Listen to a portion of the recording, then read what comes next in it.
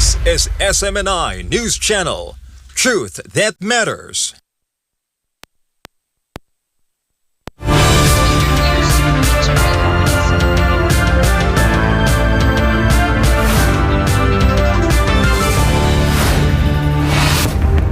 In the headlines, the global economy is on high alert as energy markets brace for a historic shock. The World Bank issues a dire warning. Energy prices could skyrocket 24% this year, with the Middle East conflict at a breaking point and the Strait of Hormuz under threat. Economists fear the largest oil supply shock on records is now looming. The fallout is already redrawing the energy map. The United Arab Emirates defends its shock exit from OPEC, with Energy Minister Suhail Al-Marzoui declaring the nation must be unbound to meet the massive power demands of the EI era. A legal firestorm in Washington. Former FBI Director James Comey has been indicted on criminal charges for allegedly threatening President Donald Trump on social media. Attorney General Todd Blanche tonight vowing that the former director will have his day in court. In Colombia, security forces have captured the mastermind known as Mipez, the man allegedly behind a highway bombing that claimed 20 lives. Back at home, the Bangsamoro elections are under the microscope, with the filing of candidacies just days away. The Supreme Court is being urged to take swift action on petitions that could decide the credibility of the region's first ever parliamentary polls. Brazil makes a historic move. President Lula defies Washington's tariff threats by enacting a massive trade deal with the European Union, a pact 25 years in the making that signals a shift away from U.S. protectionism. And in sports, an era ends in Manchester. After a trophy-laden decade and nearly 300 appearances, John Stones confirms he is bidding farewell to Manchester City at the end of the season. I'm Almar Forzuelo. Newsline World starts now.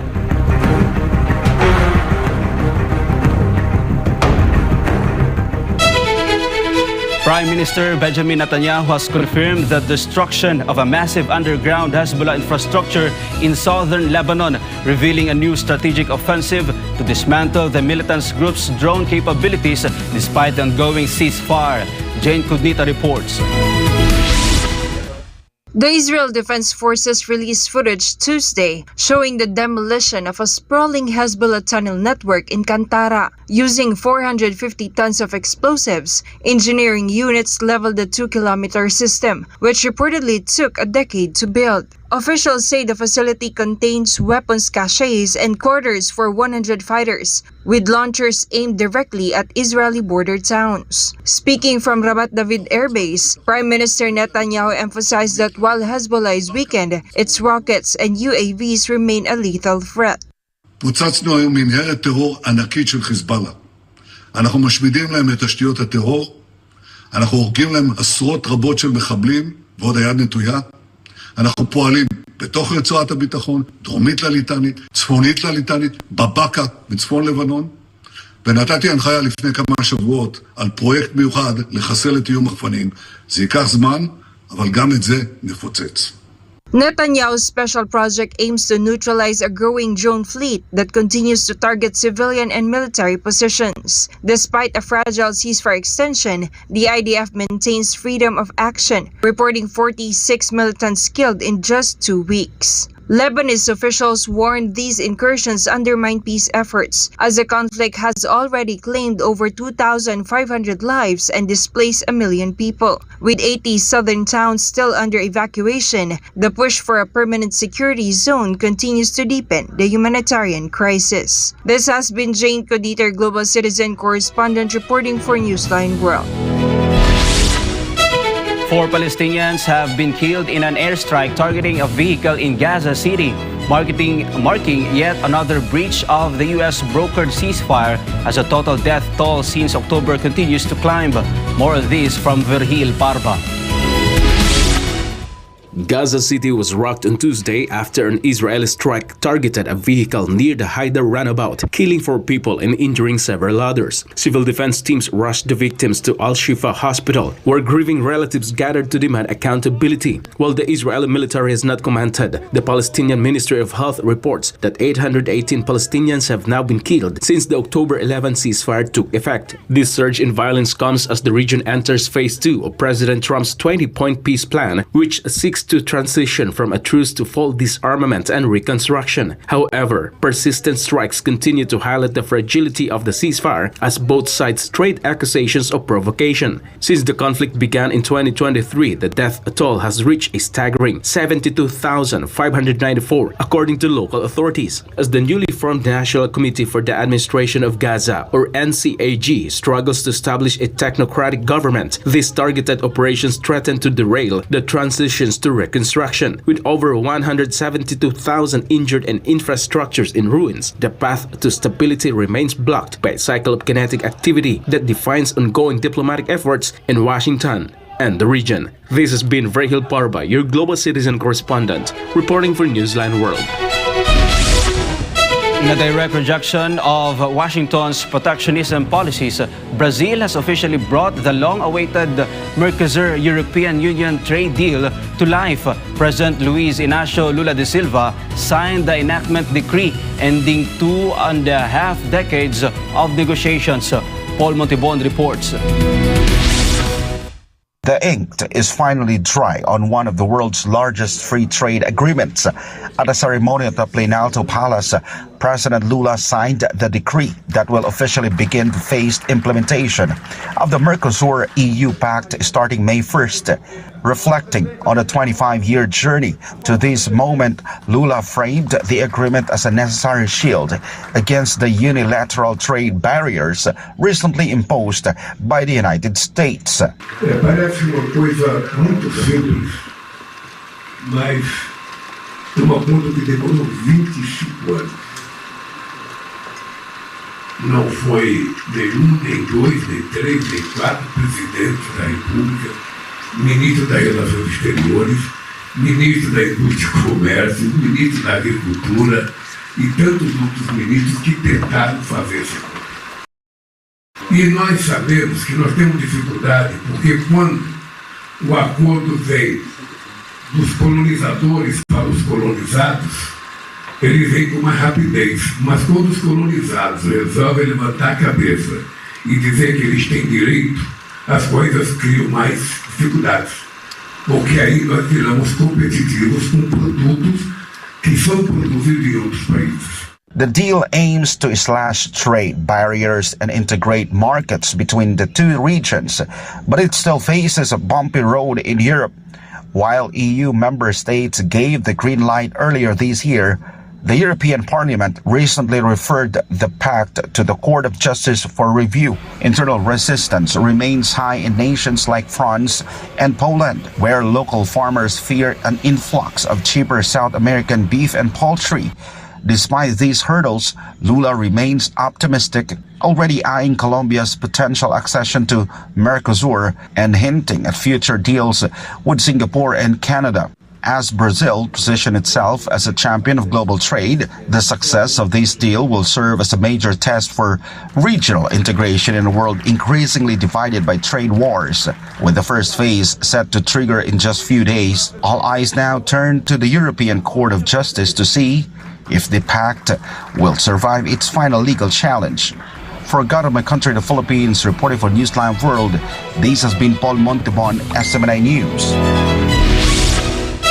Colombian authorities have arrested one of the country's most wanted terror leaders, alias Mi Pez, suspected of orchestrating a recent bomb attack that killed 20 people.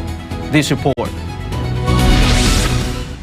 In high-stakes intelligence operation between the municipalities of Palmira and Palo Alto, Colombian police and military forces captured Jose Alex Vitonco, better known as alias David or Mi Pez. The top leader of the Dagoberto Ramos criminal structure was apprehended alongside his romantic partner, though his bodyguards managed to escape into the Valle del Cauca countryside. Vitonco is a key figure in the close circle of Ivan Mordisco, the notorious leader of the FARC dissident factions, currently waging a violent campaign against the state. Authorities identified Mipez as the primary suspect behind the horrific April 25 bombing in the Cahibillo El Tunnel sector of the Panamericana Highway, an attack that left 20 dead and 38 injured. With over 20 years in the criminal underworld, Vitonco is accused of financing and purchasing explosives and drones used in at least 40 terrorist actions. Beyond terrorism, officials label him the largest drug trafficker in southwest Colombia, controlling major supply routes to Panama and the United States. Él es el responsable de lo ocurrido el día 25 de abril en el sector del túnel, en Cajibillo, en la vía panamericana, donde dejó un saldo mortal de 20 víctimas y 38 heridos. Asimismo, es considerado el mayor traficante de drogas de esta parte del país hacia Panamá y Estados Unidos. Obviamente eso hace que él sea el financiador de este bloque y especialmente pues es uno de los que compra los explosivos y los diferentes drones que se utilizan para atacar a la población civil, pero también para atacar a nuestras fuerzas públicas. The arrest comes amid a brutal surge in violence, with Army Commander Hugo Lopez reporting 26 attacks over the past weekend alone in the departments of Valle del Cauca and Cauca. While the capture of Vitonco is a significant blow to the Dagoberto Ramos structure, the hunt continues for his associates, alias Marlon and Max. The Colombian government has placed a massive 5 billion peso bounty on Marlon as security forces brace for potential retaliatory strikes from the FARC dissidents. Up next, the fallout is already redrawing the energy map. The United Arab Emirates Defense is shocked exit from OPEC, with Energy Minister Suhail Al-Mazroui declaring the nation must be unbound to meet the massive power demands of the AI era. And the Bangsamoro elections are under the microscope, with the filing of candidacies just days away. The Supreme Court is being urged to take swift action on petitions that could decide the credibility of the region's first ever parliamentary polls. More news when Newsline World returns.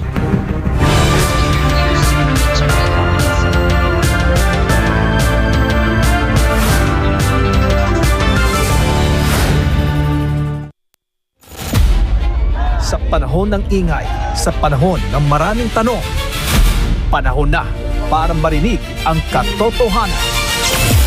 Sa totoo lang, ano ba talaga ang nangyayari sa ating bansa? At sa totoo lang, handa ba tayong harapin ang katotohanan? Sa totoo lang, Dito walang iwasan, walang paligoy-ligoy. diretsong usapan. Sa totoo lang. Sa SMNI.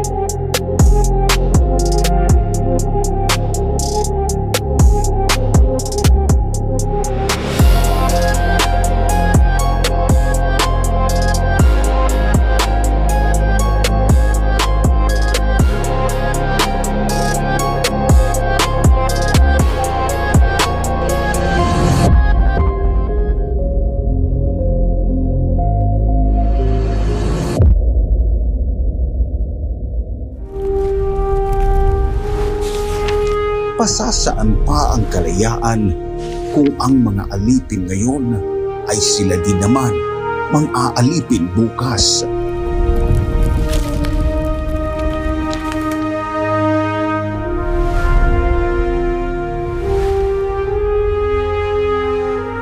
Ibigin mo ang iyong bayan ng sunod kay Bathala, sa iyong kapurihan at higit sa lahat sa iyong sarili.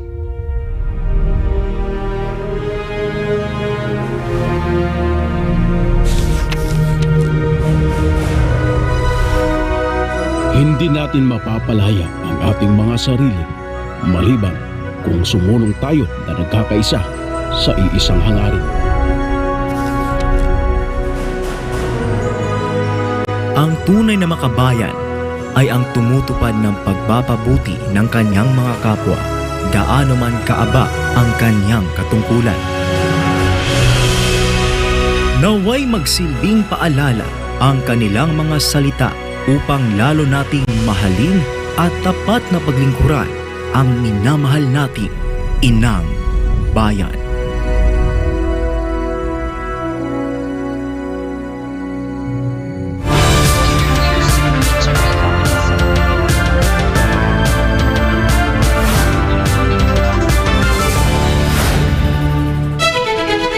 As the U.S. and Iran remain locked in a tense naval standoff, Qatar is adding its voice to the growing chorus calling for an immediate reopening of the Strait of Hormuz. During a briefing, Doha's foreign ministry warned that the strategic waterway must not be used as leverage, stressing that the ongoing disruption is now a direct threat to global energy supply chains.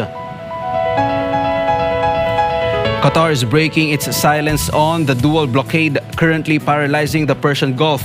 Foreign Ministry spokesperson Majed Al-Ansari told reporters that Doha firmly rejects any attempt to use the Strait of Hormuz as a political pressure card. The warning comes as tanker traffic in the region has plummeted by nearly 70%, with over 2,000 ships currently stranded. Al-Ansari emphasized that the economic ripple effects are already being felt globally, impacting everything from oil prices to food security. So our focus is on ending that war, on reaching a diplomatic solution that hopefully would mean that we would not resort back to the use of the strait as leverage. But of course we call on all parties to open the strait immediately. Qatar, a major global supplier of liquefied natural gas, has been walking a diplomatic tightrope throughout the 2026 conflict. While not directly involved in the current Islamabad track, Doha officially voiced its support for Pakistan's mediation efforts to de-escalate the situation between Washington and Tehran. Al-Ansari noted that any lasting agreement must address the international community's concerns, including the nuclear issue, while also respecting the interests of the Iranian people. The spokesperson concluded by stressing the urgent need for enhanced global coordination to ensure the smooth flow of energy. For Doha, the message is clear. Diplomacy is the only viable path forward to prevent a total collapse of regional maritime stability.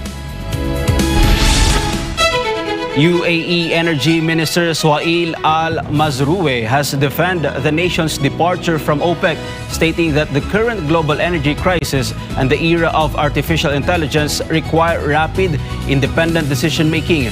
Daniela Paulite for the details.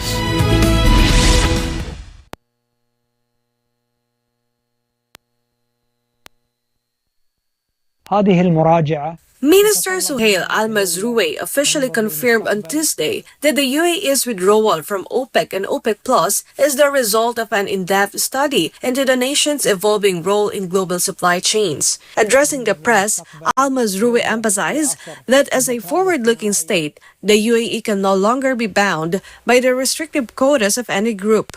He linked the move directly to the ongoing closure of the Strait of Hormuz, which has severely depleted global strategic reserves and created an urgent supply gap that the UAE intends to bridge. The minister reiterated that the exit, effective May 1st, allows the Emirates to accelerate its clear and transparent roadmap to reach a production capacity of 5 million barrels per day by 2027. While expressing respect for OPEC's 50-year history, Al-Mazroui noted that the modern market reality demands the speed and flexibility that only sovereign policy can provide. هذه المراجعة تتطلب منا كدولة تنظر للمستقبل، دولة في عصر الذكاء الاصطناعي والسرعة في اتخاذ القرار، أن تكون غير مقيدة في أي مجموعة كانت. نحترم مجموعة أوبك وعملنا معهم خلال أكثر من 50 عاما على ما ينفع السوق. هذه المرحلة مرحلة جديدة بالنسبة لنا تتطلب سرعة في اتخاذ القرار. بعد الإغلاق لمضيق هرمز ترتب عليه الكثير من الاستنزاف للخزين الاستراتيجي في الكثير من دول العالم. مما يتطلب استثمارا مضاعفا وإنتاجا مضاعفا لسد هذا العجز. Despite the exit, Abu Dhabi has pledged to remain a responsible producer, insisting that additional barrels will be brought to market in a measured manner to avoid sparking a price war. The move ends a membership that began in 1967, signaling a major shift in the UAE's strategy toward total energy independence and a commitment to global energy security outside the traditional cartel framework. Reporting for Newsline World, Daniela Paulita, Azumanay News. Malacanang is reporting a steady increase in the country's fuel reserves as the government strengthens its defenses against global energy volatility. During the 5th Uplift Committee meeting held on Tuesday, officials revealed that the nation's oil buffer stock has risen to 54 days. At the same time, the palace announced plans to propose and push for the passage of the Uplift Bill, a measure designed to unlock government savings to fund critical relief projects amid the ongoing energy emergency. Creslin Cataro reports.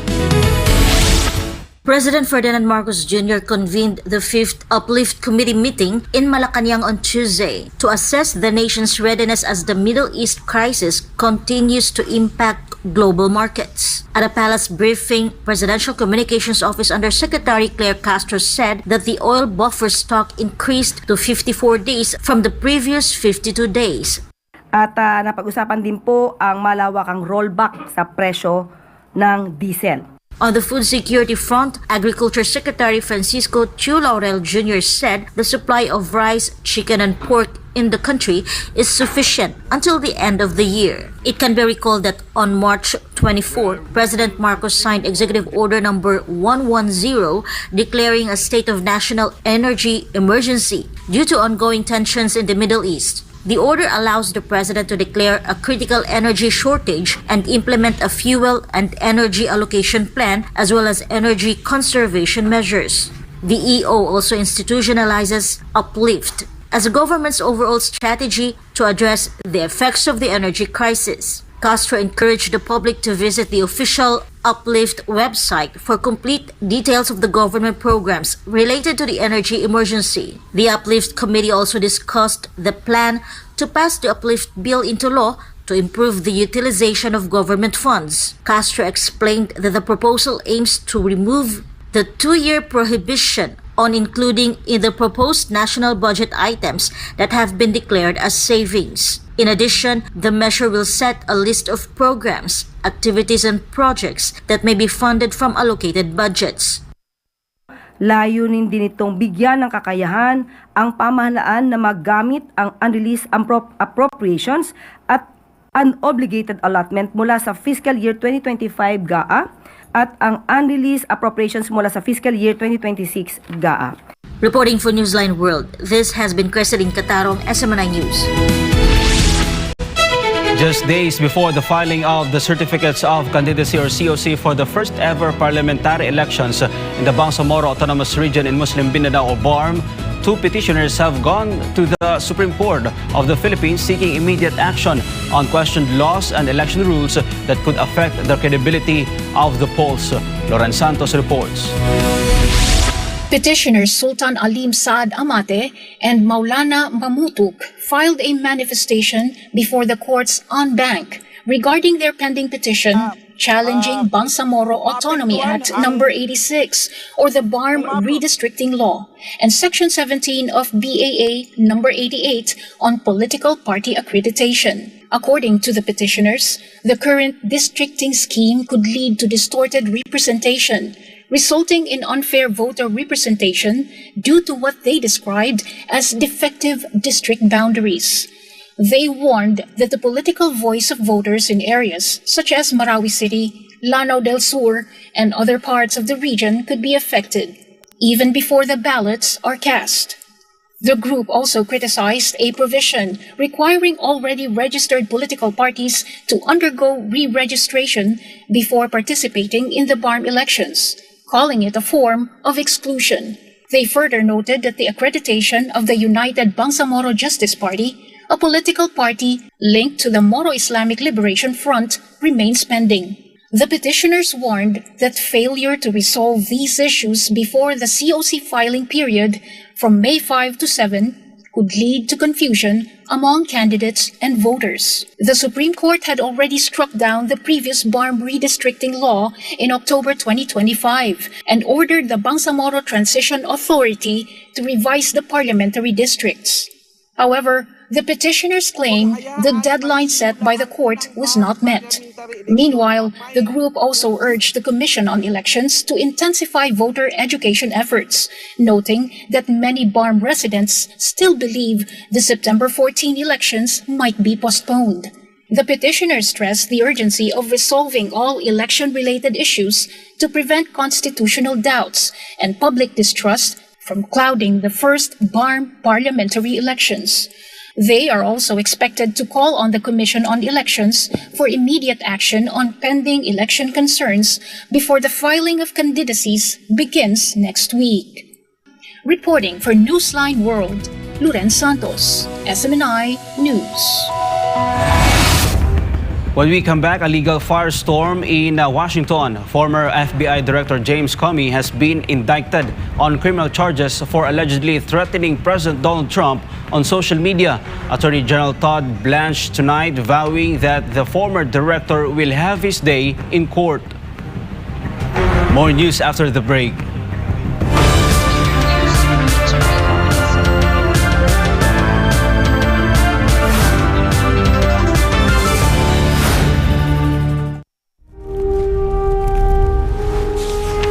Pasasaan pa ang kalayaan kung ang mga alipin ngayon ay sila din naman mang-aalipin bukas.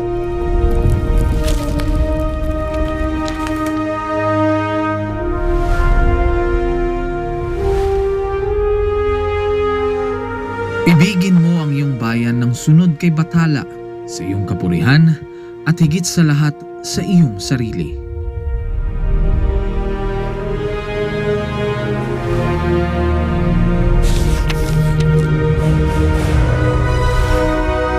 Hindi natin mapapalaya ang ating mga sarili maliban kung sumunong tayo na nagkakaisa sa iisang hangarin. Ang tunay na makabayan ay ang tumutupad ng pagpapabuti ng kanyang mga kapwa, gaano man kaaba ang kanyang katungkulan. Naway magsilbing paalala ang kanilang mga salita upang lalo nating mahalin at tapat na paglingkuran ang minamahal nating inang bayan.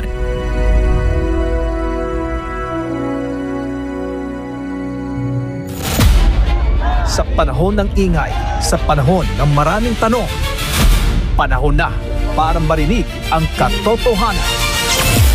Sa totoo lang, ano ba talaga ang nangyayari sa ating bansa? At sa totoo lang, handa ba tayong harapin ang katotohanan? Sa totoo lang, Dito walang iwasan, walang paligoy-ligoy. diretsong usapan. Sa totoo lang. Sa SMNI.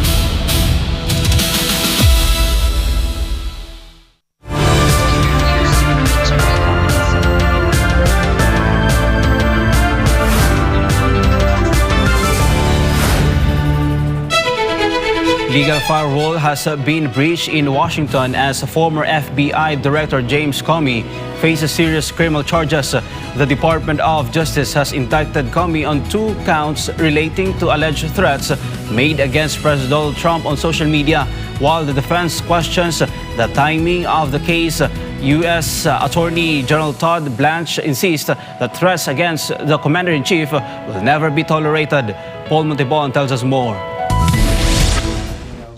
The long-standing feud between James Comey and Donald Trump has moved from the headlines to the courtroom. U.S. Attorney General Todd Blanche confirmed on Tuesday that a grand jury has indicted the former FBI chief following an investigation into a deleted social media post that allegedly threatened the president's life. The case centers on an Instagram post from last May. The image showed seashells arranged in the sand to form a numbers 8647. In In the indictment unsealed Tuesday, prosecutors claimed a reasonable recipient would interpret the photo as a serious intent to do harm. Under the charges, the number 86 is identified as a slang to kill or get rid of, while 47 refers to Donald Trump's status as the 47th president. Acting Attorney General Todd Blanche says the DOJ will not treat the former FBI chief differently than any other citizen.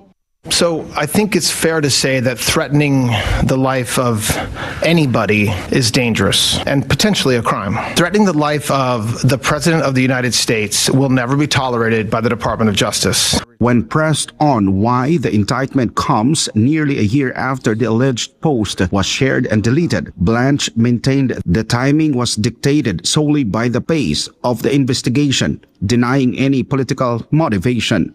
This investigation just didn't come now. It's the result of a lot of work by law enforcement over the past year. We don't time when we bring cases around anything other than when the investigation is at a place where we should go to the grand jury, and that's exactly what we did in this case as well. Comey has vigorously denied the allegations, stating that he found the shell arrangement while walking on a North Carolina beach and believed 8647 was simply a political message about removing Trump from office. He deleted the post shortly after it went viral, citing a desire to avoid any association with violence. Current FBI Director Kash Patel, however, pushed back, stating that as a former high-ranking official, Comey knew full well the consequences of sharing such imagery. James Comey allegedly threatened the life of the President of the United States. And as you all now know, shortly after posting that threat, he deleted that threat and then issued an apology. All of that information was presented to the grand jury, and Mr. Comey will have his day in court and his ability to speak to a jury of his peers. This marks the second attempt by the Trump DOJ to prosecute Comey after a previous case involving alleged leaks was dismissed last November on procedural grounds. Comey's legal team says they will contest these charges. Comey was famously dismissed by Trump in 2017 during the height of the Russia interference probe. Now, nearly a decade after he first took the helm of the bureau, he faces a jury of his peers in Alexandria. While an arrest warrant has been issued, it remains unclear if Comey has been taken into custody. For God and my beloved country, the Philippines, reporting for Newsline World, this has been Paul Montibon, SMNI News. The homecoming of Filipino migrant workers from the volatile Middle East region continues at a rapid pace. The Department of Migrant Workers has announced that nearly 8,000 OFWs and their families have now been successfully repatriated since early March. As a regional crisis persists, the government is mobilizing a multi-agency network to ensure these returnees have access to jobs, training, and medical care upon their arrival. From March 5 to April 28, the DMW has tracked a total of 7,900 repatriated Filipinos fleeing the escalating tensions in the Middle East. The latest group, consisting of 191 OFWs from Kuwait, touched down on Tuesday via commercial flight.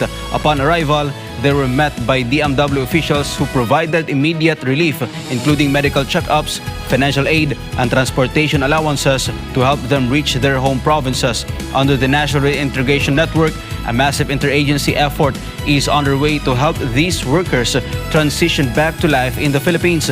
Reintegration assistance from various agencies under the National Reintegration Network is also on standby, including DOLE, DTI, DOH, DSWD, DICT, TESDA, SSS, Pag-ibig, and PhilHealth.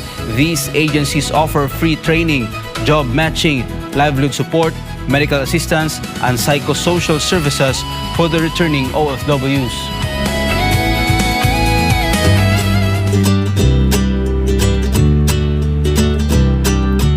A Florida boy's fourth birthday turned into a once-in-a-lifetime spectacle when 10 supercars pulled up outside his Winter Springs home, fulfilling a wish sparked by his mother's heartfelt Facebook plea.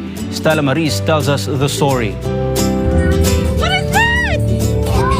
It started with a simple post from a devoted mother. Nadia Jovanovic, Costa's devoted mother, shared a heartfelt Facebook post asking for cool cars to make her son's birthday special. Known for going above and beyond to bring joy to her family, Nadia's plea resonated with people far and wide, drawing attention from neighbors, local businesses, and strangers who wanted to help. The spectacle happened in March 23 when Costa's driveway transformed into a child's ultimate dream, a parade of supercars. The entire street was filled with Porsche 911s, Audi R8s, Mercedes AMG GTs, and BMW M4s. The sight left the young boy awestruck, and a video capturing his reaction has since gone viral, garnering millions of views across multiple social media platforms. The heartwarming event not only highlighted Nadia's dedication as a mother, but also showcased the extraordinary generosity of the Winter Springs community. Residents, car enthusiasts, and local businesses showed up in force,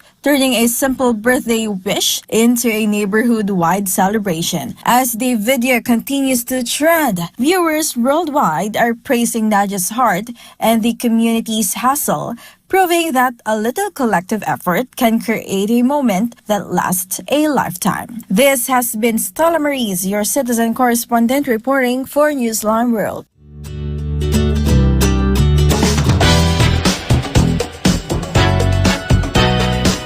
The hit fantasy series House of the Dragon is set to return this June for its penultimate season.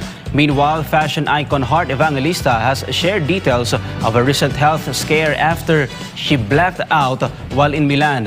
Andrea Santos has all the buzz. Streaming platform HBO Max has released a new trailer confirming that Season 3 will premiere on June 21 or June 22 in the Philippines. The series, a prequel to Game of Thrones, continues to follow the power struggles within House Targaryen. Fans are anticipating another intense chapter as the story builds toward its final season. The upcoming release is expected to draw strong global viewership as one of HBO Max's flagship titles. In the latest episode of Heart World 2, Evangelista revealed that the incident happened after attending multiple fashion shows in a single day. She described the physically demanding nature of her schedule, saying exhaustion led her to lose consciousness in the middle of the road. The experience prompted the actress to reflect on the importance of prioritizing health despite a busy career. Fans have since expressed concern and support as Evangelista continues to recover and advocate for self-care. Reporting for Newsline World, this is Andrea Santos, your citizen correspondent, bringing you the latest show buzz.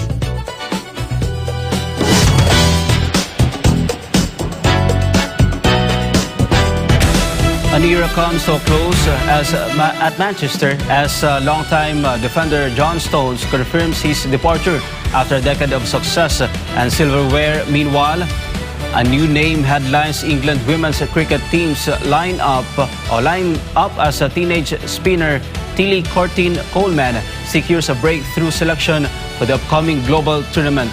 This report. After 10 memorable years at Manchester City, John Stones announced he will leave the club at the end of the season when his contract expires. The England international departs having made 293 appearances since joining from Everton FC in 2016, playing a key role in one of the most dominant eras in English football.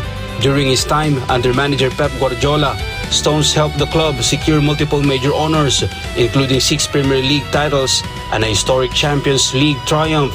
As a part of treble-winning campaign in 2023, despite his success, injuries limited his appearances in recent seasons, with the defender featuring sparingly in the current campaign. Still, Stones lives as a fan favorite and a vital figure in City's rise to global dominance, describing his journey as fulfilling every dream he had when first arrived at the club. With his exit, he becomes the latest senior player to move on as City enters a new phase, closing a remarkable chapter in the club's history. Meanwhile, as the England women's cricket team finalizes its roster for the Women's T20 World Cup this summer, 18-year-old Tilly Coleman has been handed a surprise maiden call-up following her impressive domestic performances.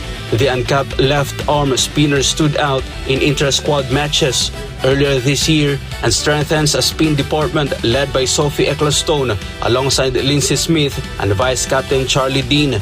Captain Nat Shiver-Brunt will lead an experienced core that includes Heather Knight and Danny Wyatt Hodge, providing stability and leadership heading into the tournament. However, notable exclusions include veteran batter Tammy Beaumont, while leg spinner Sarah Glenn misses out due to injury concerns. England begin the World Cup campaign against Sri Lanka women's national cricket team on June 12, aiming to end their title drought since their 2017 triumph on home soil. Courtine Coleman's inclusion highlights a shift toward youth as England looks to rebuild and reassert itself on the global stage. This is Almar Forsuelo, bringing you the latest sports news.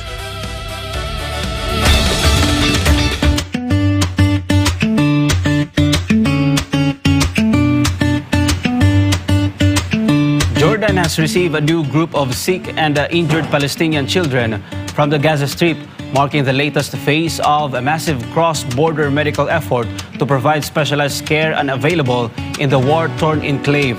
This story from Joy Tabanao. Ambulances line the King Hussein Bridge on Monday as the 26th batch of patients arrive under the Jordanian Medical Corridor Initiative. This latest evacuation included 81 children and over 100 accompanying relatives, all fleeing a collapsed healthcare system in Gaza where resources for complex surgeries and prosthetics have been non-existent for over 2 years. The children were processed by Jordanian security and medical teams before being transferred to specialized hospitals in Amman. For many families, the journey to Jordan represents the end of a grueling wait. Parents shared harrowing accounts of surviving missile strikes and moving from northern and southern Gaza only to find hospitals under extreme pressure and lacking basic medicines. Many of the children arriving today are in need of advanced orthopedic care and prosthetic limbs after losing extremities to shrapnel and heavy bombardment. The initiative, launched by King Abdullah II following a summit with President Donald Trump in February 2025, has now evacuated a total of 2,400 Palestinians, including 700 children. Jordan has committed to treating up to 2,000 children at a time, providing a critical safety valve as Gaza remains under a fragile ceasefire that has yet to restore functional domestic medical infrastructure. As the Washington peace talks continue, the medical corridor remains one of the few active humanitarian lifelines for Gaza's youngest victims. While some patients have successfully completed treatment and returned home, hundreds remain in Jordanian care, underscoring the long-term rehabilitative needs of a generation scared by conflict. This has been Joy Tabanao, your global citizen correspondent reporting for Newsline World. And before we end, may you be inspired with the words of the song.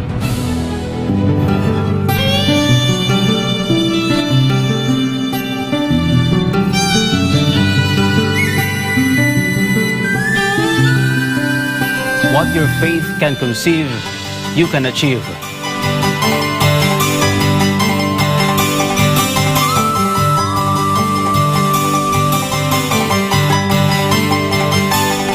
That's all for this edition of Newsline World. For God and my beloved country, the Philippines, I'm Almar Forsuelo. Thank you for watching. Goodbye.